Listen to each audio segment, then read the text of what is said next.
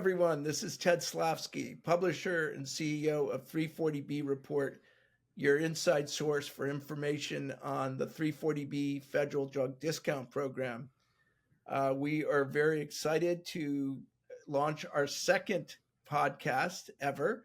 Our podcast, as you may recall, is called Inside 340B Report, and it will consist of conversations between our editorial team and me, where we talk about the latest developments in the 340B drug discount program, and we learn about the issues being covered by our great staff. Speaking of our staff, one of our staff members, Shannon Young, is not here this week, so we are going a little shorthanded, but we have an excellent team nonetheless. Of course, we have Will Newton, our associate editor based in Washington, D.C. Will, hello, how are you? Good, how's it going, Ted? Looking forward to talking about some 340B news. Excellent. And our newest correspondent, Bella Czajkowski.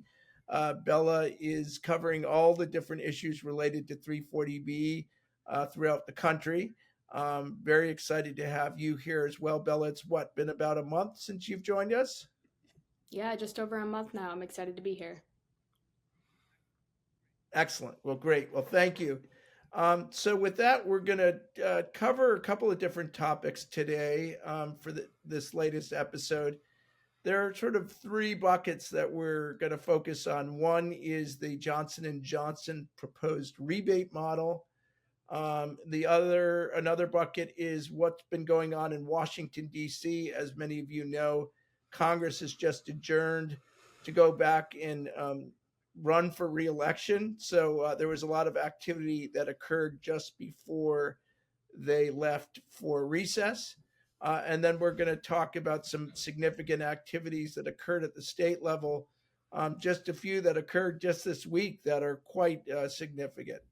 So with that, I'm going to go ahead and turn to you, Will. Tell us a little bit more about the JNJ's efforts and how the government reacted to that proposed initiative. Definitely. So if you've been following 340B news, really the biggest thing by far in the news cycle over the past month or so has been J&J's proposal to convert two of its drugs in the 340B program to a rebate model for DSH hospitals, and then the government's subsequent pretty strong enforcement response that ultimately led J&J to drop the proposal. So this is really significant because J&J's proposal, had it been allowed to continue, to have a rebate approved or going through at that scale would have set a precedent that really could have fundamentally altered how the 340B program works, because almost all covered entities rely on getting 340B discounts upfront rather than through a rebate model. It's also pretty significant because this is one of the few times, if not the only time in recent memory, that during a high stakes dispute, HRSA has been able to successfully, at least for now, enforce its view of the 340B statute. So HRSA had maintained in communications with J&J dating back to early August and in public comments that the 340B statute only allows a manufacturer to offer 340B pricing through a rebate model if that rebate model gets explicit approval from the Secretary of HHS. HRSA said multiple times that the Secretary of HHS had not given that approval. J&J, nevertheless, had maintained that its proposal was fully consistent with the 340B statute, and it had repeatedly doubled down on its plans to continue forward with implementing the proposal in mid-October, despite HRSA publicly saying that it could not. This ultimately resulted in HRSA proposing a pretty drastic enforcement measure, which was to terminate J&J's pharmaceutical pricing agreement. And a pharmaceutical pricing agreement, or PPA, is essentially a contract that manufacturers sign with the federal government where they agree to participate and abide by the rules of the 340B program in order to have their drugs covered by Medicaid and Medicare Part B. So HRSA threatening to terminate J&J's PPA, one 340B attorney described this to me as sort of a nuclear option because it really has a lot of implications. It would, first of all, be pretty financially harmful for J&J because the federal government is the largest insurer. It also would have a lot of ramifications for the whole US healthcare system because if it were terminated, millions of seniors on Medicare, millions more on Medicaid would no longer have access to any of J&J's drugs, which would obviously have significant ripple effects. So the fact that HRSA threatened this, and equally important, the fact that J&J elected to drop its proposal after HRSA threatened this, is a very significant development. Yeah, that's fascinating, Will. I've been involved with the 340B program for over 30 years, and I don't think there has been, certainly no major drug company has lost their access to both the 340B program and, of course, these larger government insurance programs, the Medicaid and Medicare Part B program. So certainly HRSA took this seriously. And I know the providers were certainly very pleased with the government's efforts. Do you think that's the end of the story? Do you think there may be other attempts by the drug industry to promote this model? Yes, so Will? that's a great question. And the short answer from some of the reporting I've done and people I've talked to is yes. And I think it's also really important to note that while J&J did tell the government that it was going to forego implementation of its rebate model, there are a lot of indications that J&J has sort of laid the groundwork to pursue this again.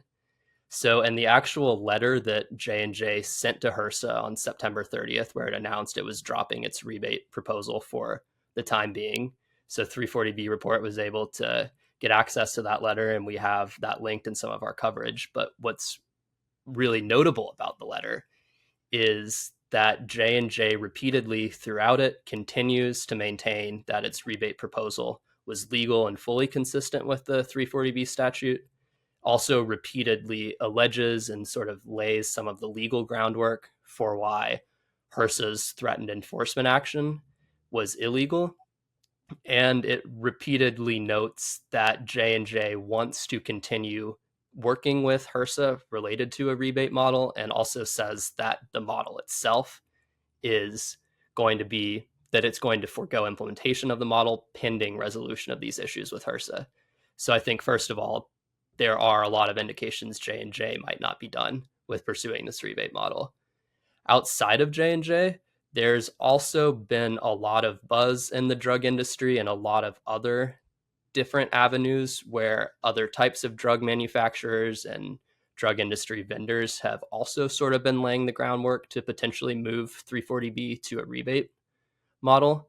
So I was attending and got to cover the Medicaid Drug Rebate Program conference in Chicago a couple weeks ago, which is a big drug industry conference. And there is certainly a lot of buzz about rebates in the 340B program and sort of the intersection of 340B with other government drug discount programs.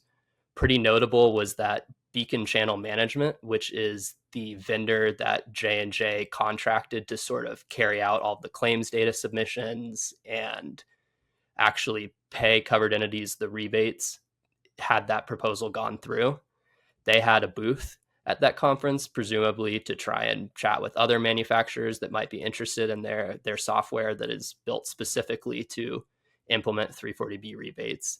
And also at the conference, Calderos, which is another drug industry vendor, used the conference to sort of launch their newest drug discount program, which is intended to be a comprehensive software solution for all types of drug discount programs, but it also facilitates 340B rebates. And while it does not appear that any other manufacturers have attempted to or have gotten approval from HRSA to institute rebate models, I think it's really notable that a lot of infrastructure is currently being built up to implement rebate models, and a lot of conversations have been had related to that. And then I guess to sort of transition a little bit away from the rebate model, another place where a lot of these conversations about 340B have been happening, and this news actually broke while I was at the MDRP conference, is that Senator Bill Cassidy, who is the Republican ranking member of the Senate Help Committee, which is a very influential committee that has jurisdiction over the 340B program, he continued his inquiry into major 340B program stakeholders with letters that he sent out to Amgen and Eli Lilly during that conference. And I'll talk a little bit later about how rebates could tie into that. And I know Bella's done some really interesting reporting on sort of how stakeholders across the 340B landscape responded to Cassidy's latest letters. Yeah, thanks, Will. So like Will just mentioned, the latest round of letters in Senator Cassidy's inquiry went out to Eli Lilly and Amgen. And just for anyone who hasn't followed closely the previous moves in this inquiry, the senator started off by sending letters to 2 hospital systems. And then there was another round, 2 letters to community health centers, then some major contract pharmacies. And the most recent letters are these to the drug manufacturers. And by October 15th, the senator requested that the manufacturers respond, specifically looking for information about why they imposed restrictions on contract pharmacies, and then how those policies are created and the plans for implementation. And there were certainly some mixed reactions. I did a story most recently about how the pharmaceutical industry and pharma responded to the letters from Cassidy versus the provider groups. And I'll note that pharma was pretty supportive of the letters, saying that they're glad the senator is looking into the 340B program, and that they have concerns that the senator echoed about what they called the rapid growth in the contract pharmacy space in 340B. We also heard from Eli Lilly, who said that they appreciate Cassidy's investigation into the program in what they call an increasingly opaque, broken 340B program. They also added that there's improper means currently to ensure that hospitals are passing the savings from 340B programs onto patients and stretching scarce resources in that regard. Advocates, though, on the other hand, said they had some concerns. While they were appreciative that the senator sent letters also to the drug manufacturers, they were skeptical, 1, about the purpose of the letters, and 2, about the focus of the questioning. And with that, I'll hand it off to Will to talk a little bit about that concern from those provider groups so far as the rebate models are concerned. Yeah, Bella, that was some super interesting reporting. And related to that, some of the things I was seeing on that letter was that there were several questions that essentially asked both Amgen and Eli Lilly to describe the difficulties they were having in identifying duplicate discounts and drug diversion, which could potentially be resulting in program fraud. And also sort of right after that question, there is another question that basically asked Eli Lilly and Amgen to describe whether there are any other replenishment models aside from the traditional replenishment model that the drug makers think could be a better alternative. So that really could also be, especially in light of some of the previous questions hinting at potential program fraud, could really be sort of laying the groundwork for both of those companies to describe why they think that a rebate replenishment model could be better than the current program, and to do so as part of an inquiry to a really influential senator. And this is especially important because, as we said, Senator Cassidy right now is the ranking member of the Help Committee. But if the Senate does flip to a Republican majority from the narrow Democratic majority it has right now, which some political analysts predict there's a pretty good chance could happen, Senator Cassidy would then become the chair of the Help Committee and have even more control over sort of what the 340B legislative agenda looks like this coming session. So the fact that he's soliciting feedback from manufacturers on the types of replenishment models they think could be best for the program could potentially become really impactful later on. Senator Cassidy, however, is not the only senator and the only lawmaker that has taken an interest in the 340B program. And there are a lot of bipartisan lawmakers on Capitol Hill that have very different views about the program than him and sort of where the program should head. And there's been a lot of lawmaker activity related to the program and J&J's rebates recently that Ted's been following. So could you sort of talk to us a little bit about what's been going on there? Oh, sure. Thanks, Will. Yeah, no, that's exactly right. Senator Cassidy is certainly a key player when it comes to the 340B program. But there are a very large number of lawmakers who are opposed to the implementation of a unilateral rebate model. In fact, there was a bipartisan sign-on letter that gained 188 members of the U.S. House of Representatives, led by Representative Abigail Spanberger from Virginia, as well as Dusty Johnson, a Republican from South Dakota, and two other Republicans and Democrats. That getting 188 lawmakers in this very deeply divided um, political world was quite an accomplishment. And the letter said it was sent to Secretary Becerra just around the time when they were making a decision on whether to sanction J&J. It said to Secretary Becerra, no, this was not contemplated in the statute, and this is not a lawful act by J&J, and you must enforce the 340B law and make sure that they do not go forward with this rebate model. So that was a pretty remarkable showing of concern with the rebate model. And I think it will indicate that it will be very difficult for the for Congress and in the drug industry to get this blessed by the key lawmakers that matter. Certainly, Senator Cassidy is a key lawmaker, but as you said, with the divided House and Senate and such a close division in the chambers, I don't expect there to be anything but broad bipartisan bills making it to the president's desk after the November election. So there are also a couple of other key matters that have occurred on Capitol Hill. We've all been waiting for the bipartisan Group of Six Sustain Act, led by Senator John Thune, Republican from South Dakota, and Tammy Baldwin, Democrat from Wisconsin.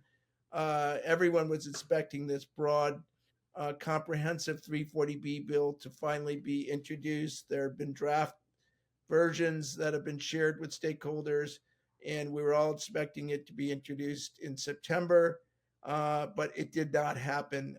Our understanding is that there was some concerns among some of the states that have already passed contract pharmacy protection laws that they could potentially be harmed by the legislation. So it would have been some of those who are in states that have passed these protections are now happier because they have access to the 340B pricing again. So it's unclear where we're headed now with the Sustain Act. Potentially could be introduced during what is called the lame duck session when Congress returns to deal with must-pass bills after the election. But I would say that the chances of the Sustain Act becoming law before the end of the year are very unlikely. There was some important efforts in the Senate. Senator Peter Welch has introduced a companion bill to Representative Doris Matsui's bill in the House that would require the drug companies to restore discounts in the contract pharmacy setting. It's a bill favored by a lot of the different 340B provider groups. Senator Welch is a Democrat from Vermont, and whether that gets traction in the coming months remains uncertain. Certainly, pharma does not like it. And so far, Senator Welch does not have a Republican co-sponsor, which of course is critical in a divided Congress. I know that there was another bill that passed the House, Bella, that would affect some providers in some states having to do with Medicaid managed care revenue reporting. Could you tell us just a little bit about that? Yeah, for sure. So there was a bill passed in the House called the Accelerating Kids Access to Care Act on September 17th. And we've seen a few similar versions of this bill in the House and Senate. This bill also increases reporting requirements for these providers. They'd be required to report the revenue they bring in from the 340B program, which would then be posted and searchable online. And that was something that was added to the bill after its introduction, through the 340B provisions and some PBM provisions. Next up is the Senate Finance Committee. So I guess we'll have to see if there's any progress there. I'd like to take a moment to thank our Ultra Diamond sponsors for helping to make this podcast possible. Our 2024 Ultra Diamond sponsors are AIDS Healthcare Foundation, the Alinea Group, Avita Care Solutions, Maxor, RX Paradigm, RX Strategies, and Verity Solutions. You will be learning more about our Ultra Diamond sponsors in the future, but I wanted to make sure to thank them for their leadership role in supporting 340B Report. Yeah, I think one thing to make sure our listeners and viewers understand is that this is a fairly narrowly scoped bill. It's really focused on Medicaid managed care revenue in the pharmacy area. And in many states, providers in the 340B program are already required to bill Medicaid managed care plans at acquisition costs plus a dispensing fee. So there are only about a dozen or so states where providers have actually been able to bring in revenue from Medicaid managed care plans. For many years, they have been prohibited from gaining revenue from Medicaid fee-for-service plans. But yeah, as you know, more and more Medicaid is now operated by Medicaid managed care plans. So, well, this is something that the providers are not happy about in the 340B program. It's certainly better than the original bill, which would have required them to bill these Medicaid managed care plans at acquisition cost. This is simply requiring providers in those states to report on the revenue or the spread that they have achieved in negotiating with Medicaid managed care plans. And so it's much narrower in scope. So nonetheless, whether it makes it through this divided Senate and House remains unclear. We'll have a very busy agenda post recess, and it's unclear how much will get done before lawmakers head home for Christmas.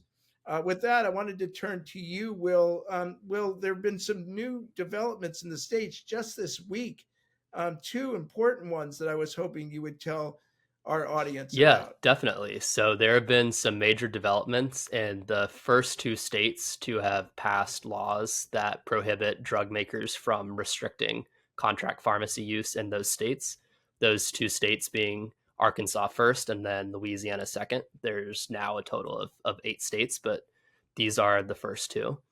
So in the court side, in Louisiana, there had been separate lawsuits from Pharma, the trade group, and then the drug makers, AbbVie and AstraZeneca, basically suing Louisiana's law and arguing that it is unconstitutional. So the judge late last week issued a summary order where he upheld the law and dismissed the case. That was the final action on that case in the federal district court.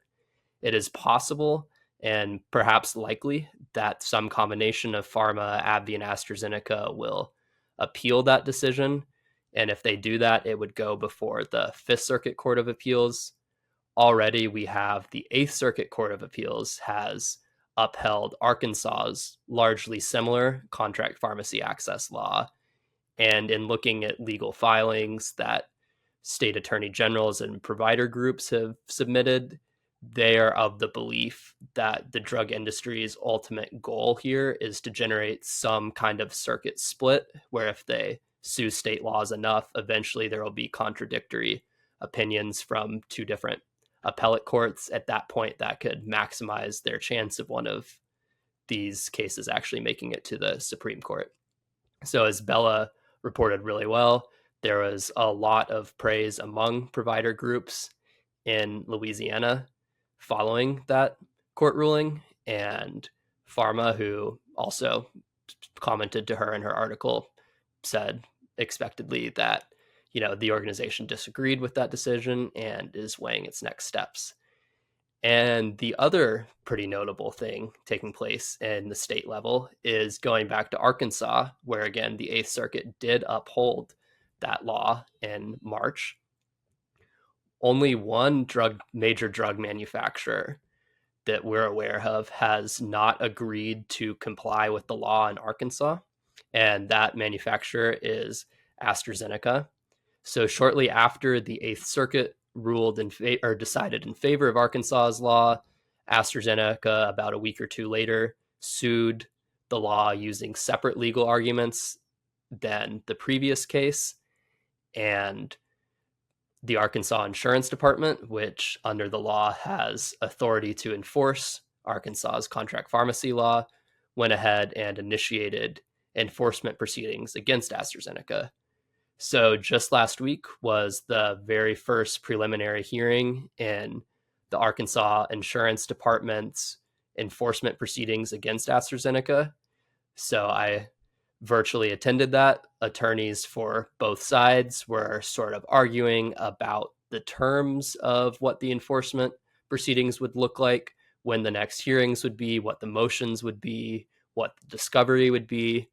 But above all, it's a pretty fascinating thing playing out in Arkansas, because on the one hand, you have the federal district court case where it's AstraZeneca is suing the Arkansas Insurance Department over the law. And then at the exact same time, you have Arkansas's internal enforcement procedures where the Arkansas Insurance Department and the same lawyer that's representing them in that lawsuit is trying to lay its case before a hearing officer of why AstraZeneca should be sanctioned for violating the law. So it'll be pretty fascinating to see how both of those parallel lawsuits and enforcement proceedings play out. Well, that's right. Well, and I know that states throughout the country are closely following the activity in both Arkansas and Louisiana, considering, as you mentioned, those are the first two states in the country to enact contract pharmacy protections. And that is now up to 8 states that have passed laws. But I do know from talking to some of the providers down in Louisiana and Arkansas, and you and Bella have as well, they're very happy and feel there's a lot of good momentum for their state laws, particularly, Arkansas is at the point where, as you mentioned, every drug manufacturer but one has restored the discounts. And then in the case of Louisiana, this was a big federal court decision just this week. I'm sure as it will get appealed to the appellate court, but it is certainly one where there is a period where there was a lot of frustration and anxiety among the 340B providers over the last 6 months or so, with a lot of tough decisions related to the general legality of contract pharmacies and whether drug companies can place restrictions, that these state laws have been so far have stood up to judicial scrutiny. Yeah, absolutely. And there's right now more than 24 active drug industry lawsuits against all 8 of these state laws, multiple lawsuits in most of those cases. And the decisions and rulings that have come out so far have pretty overwhelmingly been in favor of those laws, and which is certainly, as you said, garnering a lot of momentum for them and excitement for them among the provider community that advocated for them. there are also a lot of cases still pending. So it'll be really interesting to see how other judges and other courts deal with these issues. Right. And then with a lot of state legislatures going back into session in January, our editorial and reporting team will be busy again Oh, yeah. covering state by state activity. I know that we did a great job of covering the 25 or 30 states that introduced these bills in the last session, and I wouldn't be surprised if you see just as many in 2025. So with that, we better wrap up, considering that we've discussed a lot of really great issues. I want to thank both Will Newton and Bella for joining us today. Thank you so much for your feedback and hard work covering this program. It's greatly appreciated by our subscribers. And I also want to say that we're looking forward to our next podcast and video in 2 weeks from now. So continue to listen to us on Inside 340B Report, and go to 340breport.com to see the latest information with this fascinating program. And with that, we will call it a day. Thank you. Thanks, Ted. 340B Report is your indispensable source for news and intelligence on the 340B program. We are pleased to offer a special discount of 25% off for first-time subscribers. Go to the subscribe tab at 340breport.com and use coupon code podcast25. I know you will find our news service to be a valuable investment. Thank you.